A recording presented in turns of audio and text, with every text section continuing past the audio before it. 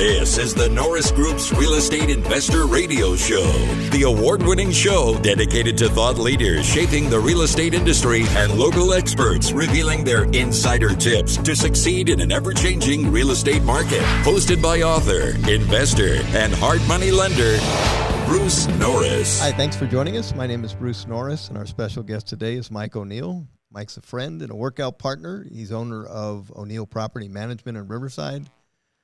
And Mike is also a very successful buy and hold real estate investor. Mike, we welcome you back to our show. Glad to be here. I'm just curious because sometimes when I talk with people that are property holders, somehow they had an entrepreneurial bent when they were growing up. So were you an entrepreneur in any way when you were growing up? Always wanted to be an entrepreneur, even in high school. So when I was in high school, I was already doing sprinkler systems, paint jobs, any type of work I could do besides the regular jobs that I was working for somebody else. So, yeah, I guess I liked it from the very beginning. That's cool. At what age did you start taking karate? At 15. Wow. And how would you say your participation in karate impacted your life? Well, in about every way. I mean, confidence, learning how to handle failure, success, relying on other people when you needed them there, creating lifetime friendships, learning to have your mind and your body work together. I mean, lots of things, really, lots of things. You know what's interesting is that, you took karate early in your life, and I took it later. And so this is why I'm asking the next question. Has you owning a business in any way helped you in martial arts? I think martial arts probably has helped me more in owning my business. Okay, but I think owning your business, certainly you develop a lot of you learn a lot about people, and you learn to deal with adversity. But I first started with a lot of those things with karate, but I think they kind of work hand in hand, actually. Yeah, when I got serious about it in my 50s, and I think, I had attempted karate when I was early 20s, and I really honestly, I just wasn't ready for it. And there was a missing element of discipline and understanding it was a process, and somehow becoming successful in business and knowing that it took a while and that it was, like the victory usually went to the person that was slow and steady and understood that you were going to gain a little skill at a time before you got better. I learned that in business, and it allowed me to implement that in karate when I took it. So it's just interesting. Business helped me in karate. It actually really did.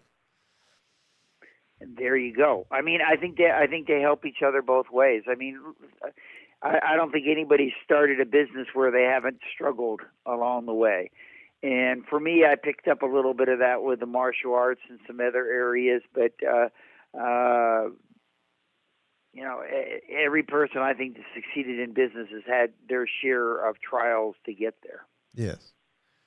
How old were you when you became interested in real estate? High school, 16, 17, somewhere around there. I always was interested in the business world, and real estate fascinated me. Still does. Yeah, I know it does. So at what age did you own your first home? And was it a residence or a rental? The first property I bought was a triplex on Mulberry with my brother Chuck. He was a couple years older than me, and I was a senior in high school. I was not yet 17 or 18 when we put it into escrow.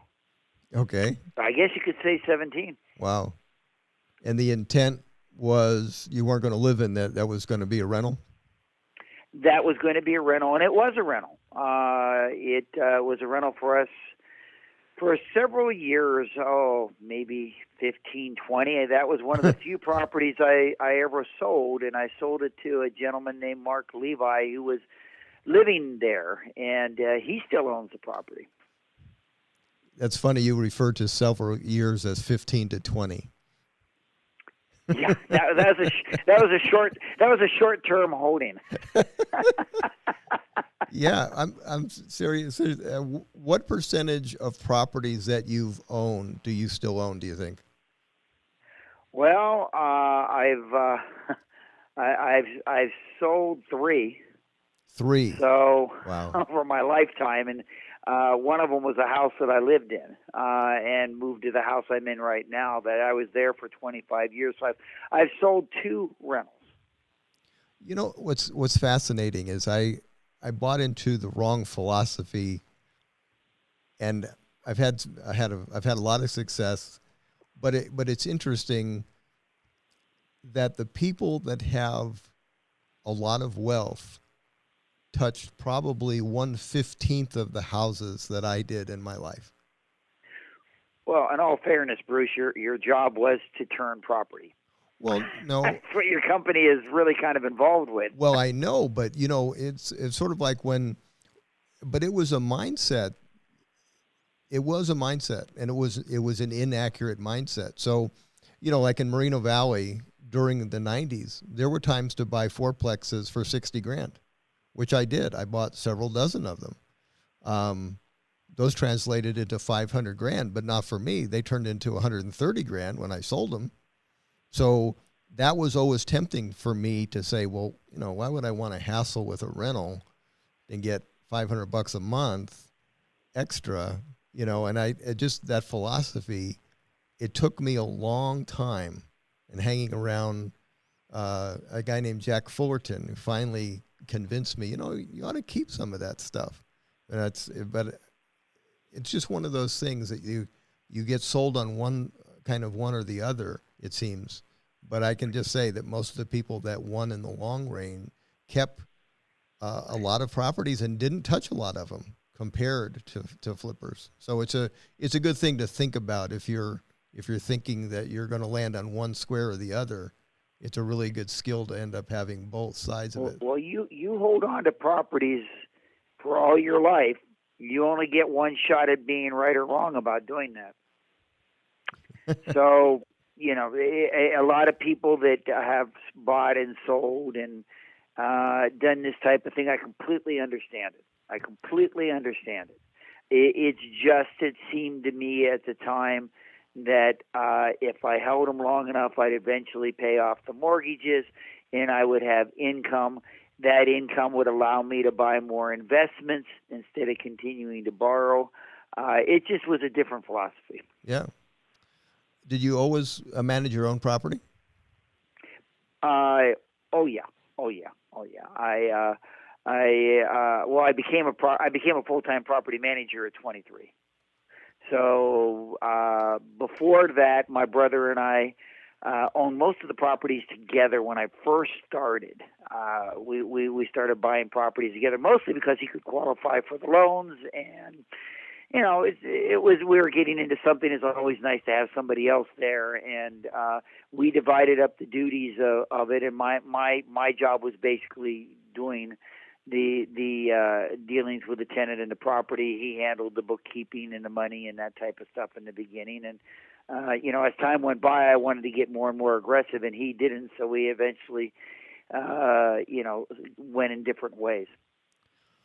And we split up the properties that we owned. He would take one, I took one, and I think he sold some of his, but I think he's even got one of the original properties himself still. Okay. What attracted you to property management? Because, as far as the hats you can wear in the real estate world, not a lot of people choose that hat. So why did you go there? Was it because you knew you were going to own a fair amount of them? Exactly. You're right on the nail head, right there. And the first property I bought it from Century 21 Riverside Realty. Guy named Dennis Bunch from many, many, many years ago, and he had a little property management division, and I used to call him all the time and ask him questions. And I was getting more and more into it. I was taking real estate classes and, working my job during the day, like everybody does who gets into real estate. And he asked me if I wanted to be a property manager. The properties he had were not very many, and he just had a bookkeeper handling it at the time, and that's kind of how I fell into it. Okay. If you were to select a property manager from scratch, what are some of the things you'd look for? If I was going, I didn't hear that one word. Okay, from scratch. So if you were, scratch. Yeah, which we're doing in Florida. We're interviewing property managers and going through the process of finding out if what they're telling us is accurate. So what do you look for your? Well, I'd first want to find out what systems they use to do accounting. Are they up to date? Are they automated? Everything now is online based, and most tenants are used to doing that, and most owners like it too. Makes for a lot easier. But even more important than that, what's their philosophy on properties? Are they hands-on? Do they go to the property? Do they talk to the tenants? Do you get voicemail when you call their office, or does somebody pick it up? I mean, your property manager, people might be calling with emergencies. It doesn't seem to me that it's the right place to have to go through 3 or 4 prompts to get somebody to talk to you. It's so funny you said that. It's so funny. We dealt with one in Florida, and they had so you even said it right. This company had all the systems in place. I mean, when there was a threat of a hurricane, you got a 30-page memo that said, here's what you do. And then when you call in, it was a voicemail that didn't come on until the 20th ring. And you're kind of going, wow. And it was an interesting process to understand that a company could come across so well, and yet they decided not to be personally involved. It was systems, and that doesn't work. I agree. I tell you, you want a rule of thumb in the future. If any of your clients are looking for a property manager, I mean, sometimes you're going to fall into voicemail. But even if you do, how quickly do they get back to you? If that happens, are we talking minutes, hours? I mean, if it's not minutes, there's a real problem. We're not in one of those kinds of businesses where you can call me today and I'll call you back tomorrow type of thing. It just doesn't work. And maybe it's because we're not the largest company in the world, but most people I deal with are very unhappy with you if you're not dealing with them really in the same first half of a day if you're not solving their problems. Absolutely. Do you feel that it's really helpful for them to own their own properties? Who to own their own property? The management company, the person like you. In other words, you're not. It's not theory to you. You're involved in it up to your eyeballs. I think that you don't really understand property management unless you do it. It's like it's one of those things that if you've not been involved, if you've not had a plumbing leak in the middle of the night, if you've not had a vacancy that you've had trouble renting that you own, it's hard for you to completely understand what your clients are going through, and your tenants for that matter. Yes, I think I don't know that it's a necessity, but I think it's a definite plus that they have tried to do what they're doing for their clients. That they own some rentals, so they understand what their clients are doing, and what's their philosophy to tenants too? I mean, tenants are important.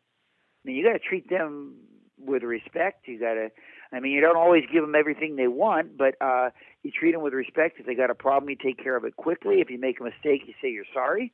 I mean, how and a lot of that has to do with wanting to keep the customer happy. and knowing that that is your customer that you're keeping happy. And if you don't keep them happy, there are other places for them to go. You know, in the last cycle, I would say since, say, the 2008 when real estate really crashed, there's been an influx in the next 11 years of very, very sizable companies that first entered into the trustee sale buying business. And then they started keeping properties. And then they got into the hard money loan business. And then they got in the property management business. So are those competitors that are in California, did property management companies show up with and kind of challenge the rate schedule? And how has that impacted your business? I'm going to have to say not a whole lot for what I do. My rate structure has definitely been squeezed some, but not from these huge companies. My bigger problem is the what I call the mom and pop property managers, the real estate agents that want to handle 10 or 12 so that they can, pay some personal bills and what have you. They'll do it at whatever price they have to get a little extra income. They generally don't have overhead. They generally don't have employees. It's generally they're fitting it in around their regular job. And for that, it's like moonlighting. And they have created a little bit of a problem, especially in the internet age, where they can get out there and advertise things that I know are well below what the actual cost of doing it is. But the big companies, I don't know that they're really that interested in a guy that manages, houses, condos, and small units. They may, in some instances, go into an area and buy a lot of single-family residents, but I don't know that they really want to manage one house for one family and have to deal with them on a one-on-one basis. That's a little bit time-consuming for those ones that are trying to get the large efficiencies. Hope that answered your question. A little different than I think you thought it would be. No, I don't. You're the one that knows this business. So here's the next question: was when people get their first rental, and it's very common that investors really attempt the management side on their own to save money. And what's your thought on that? Well, as crude as this sounds, Bruce, we always chuckle that we'll get them after they screw up. Well, and it's because they want to save the money. They want to save that management fee. In a lot of cases, that management fee is coming out of their pocket because they don't necessarily have enough rent to cover all their commitments. Well, that's funny because, when you went to the one house, you knew the market and rental a lot better than I did. And the price you said that we would get, I was floored. I had no idea it had changed that much. So I would have never even thought of asking the number that we got literally in a day. So that was interesting. What do you think? Well, the good news about a property manager that's doing his job is, A, he's going to try to get you the highest rent you can. Because if he's a good property manager, he wants his clients to succeed, and he wants to succeed too. So we set all our fees based on getting paid a percentage of what the owner gets paid. So we're in this. We're the small teammate. You're the large teammate. We should work in unison. And we will also discuss with owners raising rents, which a lot of small owners don't like to raise rents. They're afraid a tenant's going to move. But if you're aware of the market, you know what you can raise the rent and normally not have a tenant move.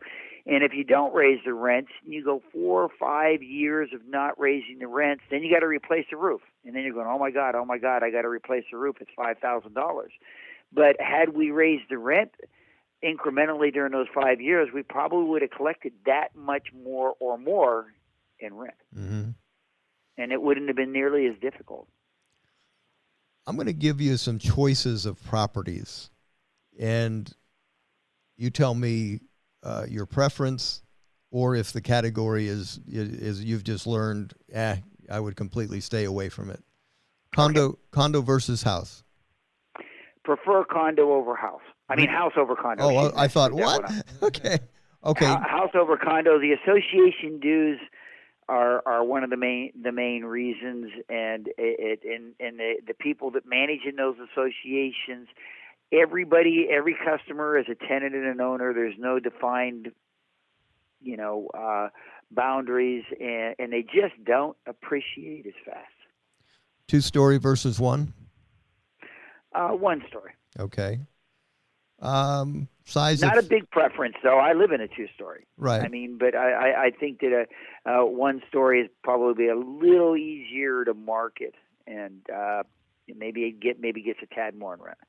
Square foot, preferable size. Square footage. Yeah. Square footage was the question. Yes. What size is preferable?